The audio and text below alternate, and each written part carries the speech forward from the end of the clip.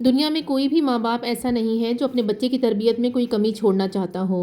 ہر ماں یہی چاہتی ہے کہ اس کی اولاد کا نصیب اور اخلاق سب سے بہترین ہو، لیکن اکثر کچن کی اس بھاگ دوڑ اور گھر کی ذمہ داریوں میں ہم انجانے میں وہ غلطیاں کر جاتی ہیں جو ہمارے بچوں کی پرسنالٹی کو ہمیشہ کے لیے تباہ کر سکتی ہیں۔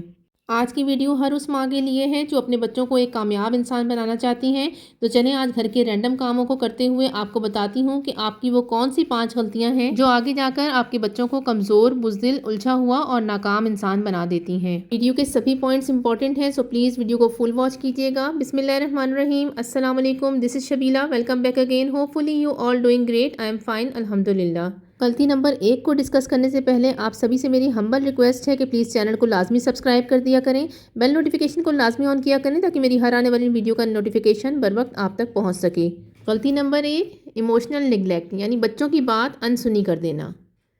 اچھا، اکثر بچہ جب اسکول سے واپس آتا ہے یا باہر سے کھیل کر آتا ہے تو بچوں کی عادت ہوتی ہے کہ وہ ماؤں سے باہر ہونے والی تمام باتیں ڈسکس کرتے ہیں۔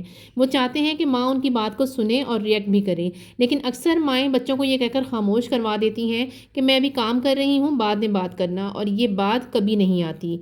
ماؤں کا یہ رویہ بچوں کو ماں سے دور کر دیتا ہے، اور جب ماں کے پاس بچوں کی چھوٹی چھوٹی باتیں سننے کا ٹائم نہیں ہوتا نا، تو وہ اپنی بڑی باتیں بھی آپ سے چھپانے لگ جاتے ہیں، اور پھر وہی بچہ باہر سکون ڈھونڈتا ہے۔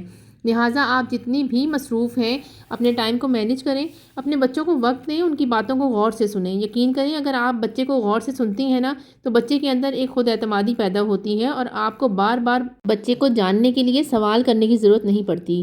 دوسری بڑی غلطی جس سے بچے کی پرسنالٹی بری طرح متاثر ہوتی ہے وہ ہے کمپیریزن، یعنی دوسرے بچوں کے ساتھ اپنے بچوں کا موازنہ کرنا۔ اچھا، اکثر ماؤں کی عادت ہوتی ہے کہ وہ دوسرے کے بچے کو مثال بنا کر اپنے بچوں کے سامنے ان کو سمجھانے کی کوشش کرتی ہیں۔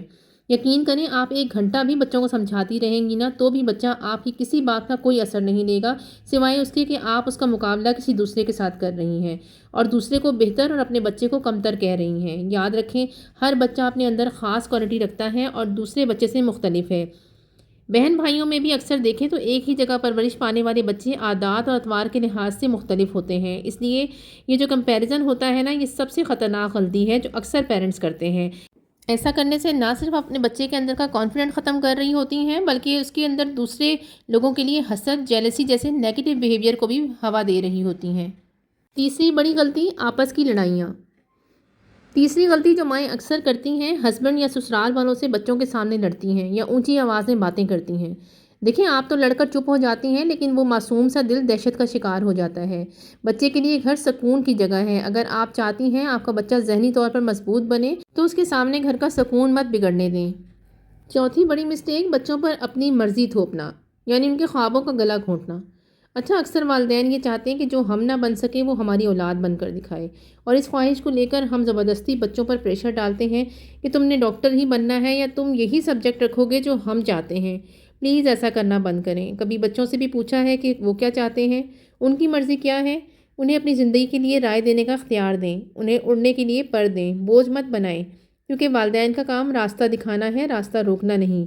جب آپ اپنے بچوں کی رائے کا احترام کرتے ہیں نا تو بچے میں کانفیڈنٹ پیدا ہوتا ہے جو آنے والی زندگی میں بچے کو ایک کامیاب انسان بناتا ہے۔ دیکھیں، بچہ اگر کہیں غلط ڈیسیجن لیتا ہے نا تو اس کی محبت سے رہنمائی کریں، اسے پیار سے سمجھائیں اور سمجھانے کے ایسے الفاظ کا انتخاب کریں جس سے بچے کو اپنی تذلیل نہیں بلکہ رہنمائی ہی لگے۔ پانچویں اور سب سے اہم غلطی، ہم بچوں کو نصیحتیں تو بہت کرتے ہیں لیکن ان کے لیے دعا کم کرتے ہیں۔ یاد رکھیں، ماں کی دعا تو تقدیر بدل دیتی ہے۔